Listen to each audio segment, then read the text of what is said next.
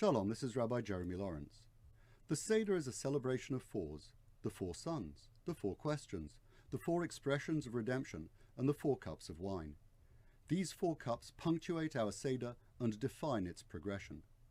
The great 16th century commentator, Rabbi Isaah Horowitz, known as the Shla, explained the symbolism of the four cups as a connection with the four matriarchs: Sarah, Rivka, Rachel, and Leah. Sarah corresponds to Kiddush, Rivka to the cup on Magid, Rachel to the cup for Birkat Hamazon, and Leah to the cup for Hallel.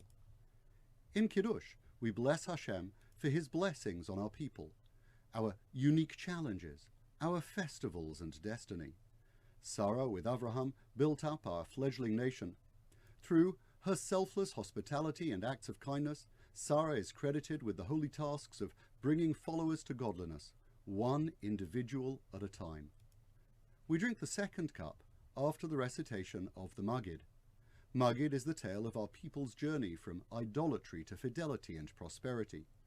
Rivka herself grew up in an idolatrous family.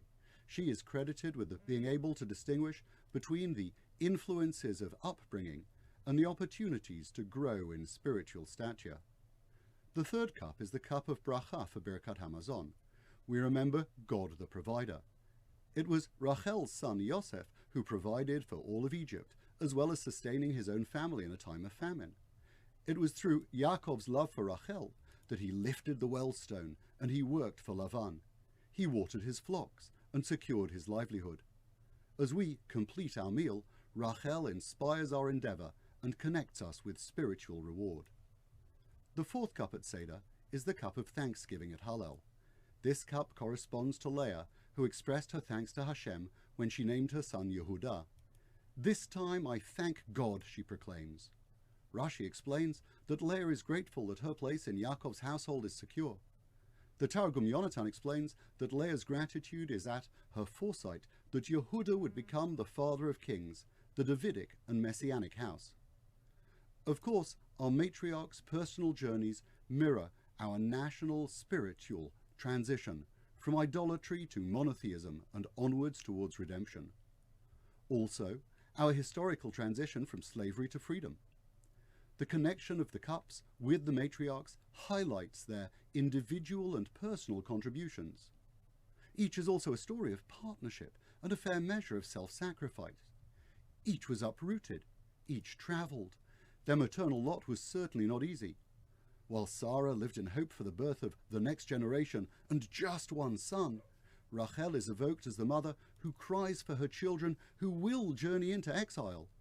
Leah offers thanks that her offspring will eventually unify the world in justice and in peace. There are many technical halachot governing all the aspects of Seder night. Amongst them is the requirement to lean as we eat and drink at each key stage. There are discussions about who should lean and who not. Children in front of their parents, students in front of their rabbis, servants in front of their masters. The Talmud states that all important women should lean, and the Mishnah Brura clarifies that all our women are important. Certainly, as we come to each of the four cups of wine, the Seder gives us the opportunity to celebrate our matriarchs. It is through their chesed and discernment, their inspiration of provision and their forward-thinking gratitude that we come to this holy season. May we live up to their example and continue their journey from the humblest of beginnings to redemption and peace in the palace of Hashem.